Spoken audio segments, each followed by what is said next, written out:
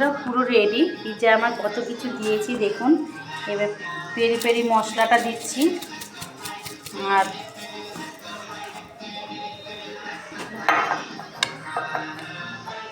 মশলাটা করতে দিয়ে দিচ্ছি।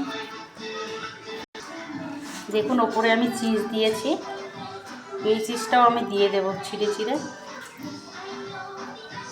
যত চিজ দেবেন ততই ভালো।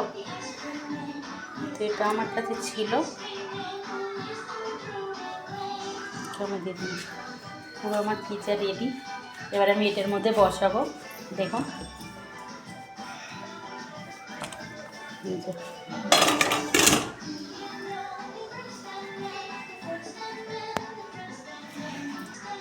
এটার মধ্যে বসালাম। এবার আমি ঢাকা দিয়ে দেবো। 20-25 মিনিটের মতন থাকবে এরকম।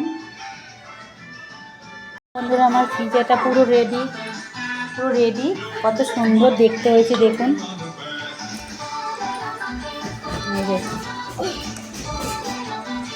এই যে দেখুন কত সুন্দর দেখতে হয়েছে। এই যে কত নরম স্পঞ্জি।